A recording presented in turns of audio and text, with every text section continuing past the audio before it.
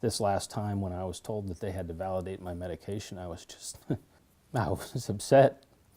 You know, every month I go through this and it's unfair. And then tell me which ones you have a hard time. David Johnson is one of countless Floridians living with chronic pain. For the past decade, he's been battling an autoimmune disease that he says makes life without pain medication practically unbearable. Essentially, my body thinks I'm the foreign invader, and so it attacks my tissues every month.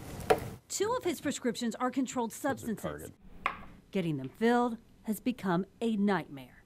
The worst time I ever had, I had to go to 12 pharmacies in one day. On more than one occasion, he's gone through withdrawal.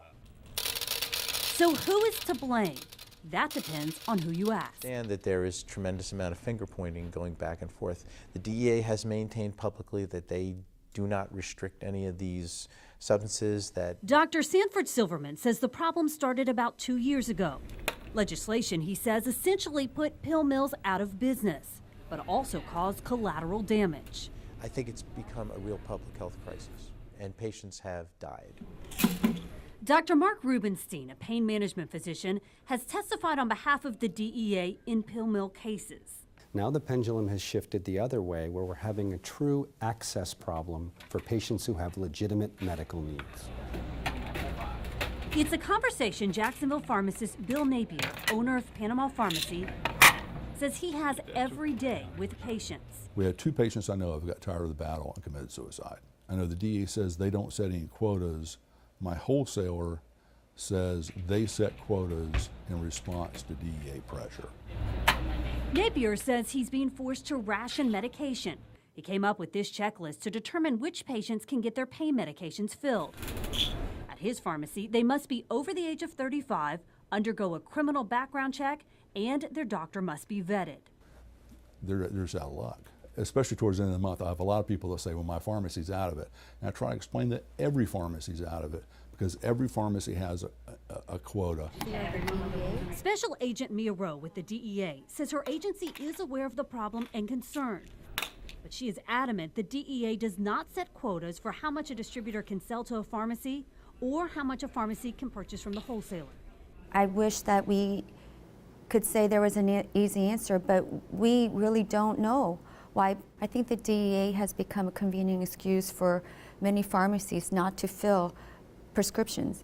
But I do want pharmacists to know that they do not have to fear DEA for doing their jobs, for filling legitimate patients' prescriptions. That DEA have been the least responsive agency I have worked with in my entire career. Congresswoman Corrine Brown believes, quote, the root of the problem seems to lie with overzealous or excessive crackdowns by DEA officials. You know, we have gone to the extreme. Brown and Congressman Andrew Crenshaw wrote a bipartisan letter to Attorney General Eric Holder last September, requesting the DEA hold a conference in Northeast Florida with stakeholders to address the problem. No response. This is over 6 months. Unacceptable. Do you believe this is a public health crisis? Absolutely. And this is not the law.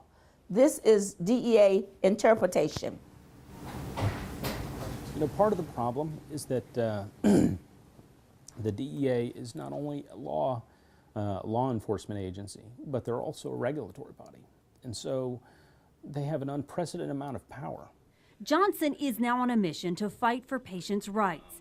He created the website paincareislegal.com, and within a few weeks already has hundreds of supporters. Supporters he is urging to sign a petition he started to get the White House to address the problem.